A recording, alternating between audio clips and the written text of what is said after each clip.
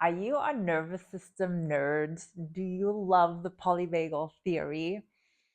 And are you curious to learn more about the free state of our nervous system? Maybe you're experiencing burnout or something triggers you and you freeze and you're like, you want to learn more about what the state is. There are different states of freeze. And to backtrack, the freeze response is from the dorsal vagus nerve of the parasympathetic nervous system. So there's the sympathetic and the parasympathetic nervous system of the autonomic nervous system. I won't go into details right now. Parasympathetic one is for it's kind of the slowing down part of our system.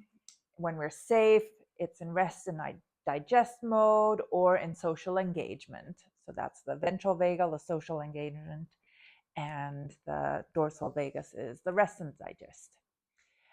If we are in a threat response, if our survival is threatened, then our dorsal vagus goes into the shutdown, the freeze response. So that's the part of our vagus nerve of our nervous system that kicks in. However, there are varying states of freeze. It starts with a rigid freeze. That one is the beginning. It's kind of you harden. You feel, if you do somatic practices, it's really fun to tap into how it actually feels like. Maybe you feel like woody, metallic, dense, heavy. And that's the beginning of like, yeah, I'm shutting down.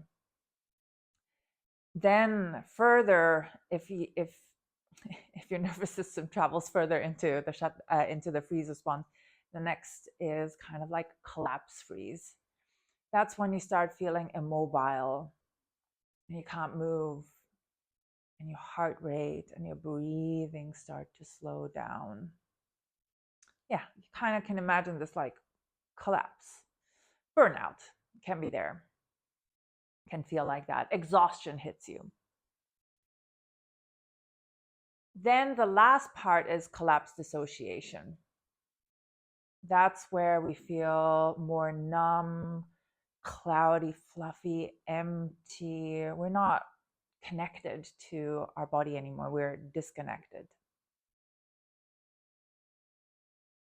And I'm sure we've all experienced parts of those in our lives, and they're not necessarily bad. It's just we don't want to stay stuck in it. That's the problem in modern society, is that we get stuck in those responses. They're important and needed when we need them, when we need to survive a certain situation. Then there's functional freeze. So our system might be predominantly in one of those freeze states: rigid freeze, collapse dissociation. However, we have enough sympathetic energy, enough in our system to do the necessary things in our life to get by. So we might be able to hold a job, for example, but we can't socialize, can't hold hobbies, can't move. What else?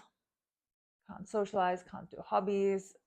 Resting and relaxing, no, our system doesn't know how to do that. We're wired underneath. So how do you get out of it?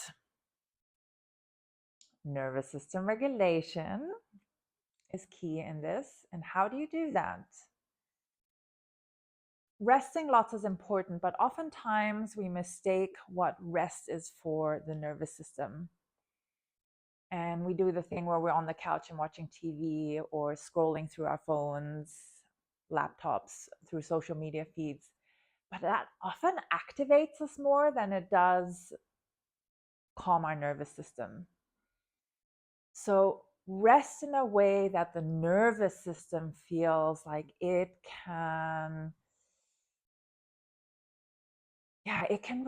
start releasing the activation that's actually underneath the freeze. And there are practices like somatic practices where we slow down and get in touch with our body. What does the freeze feel like to you? What's happening in your body right now? And there are practices where we can do with touch work. I'm not going to go through the practices, but there's ways to connect with ourselves with our own touch through containment, and even connecting to the environment through orienting and looking around, and also connecting to the sounds that come around helps our nervous system cue that we're not in danger. There is no tiger coming at us. There is nothing that's about to attack us. And taking the time needed to sleep in, go to bed early, give your body the rest that it needs. And give it time, because it's unlikely your body will probably not be able to get the rest that it needs in one weekend from months to years of piled up stress and busy lifestyle that wasn't good for our body. And if that's not enough, then seek a skilled therapist that can help look at what's stuck, can help you heal the childhood and ancestral wounds, the societal messages and the beliefs that come with that. Or maybe you suffered birth trauma and shock trauma, like one-time event things that's stuck in our body and needs to be released and healed. I'm in the somatic experiencing practitioner training right now. It's really awesome for trauma healing. I am so passionate about it. It's based on nervous system science, and there's also a spiritual aspect of it. But if you're just a nervous system nerd, then this is an amazing modality that I love to practice with clients to help them come out of burnout, from chronic fatigue, chronic pain, even from a place where maybe they're in functional freeze, or maybe nothing is working anymore for them and they are just in this collapse freeze, collapse dissociation state. If this is an interesting topic to you and you would love to learn more or start a conversation with me, type it in the comment. If you're interested in working with me, also message me, and I'm happy to start a conversation with you.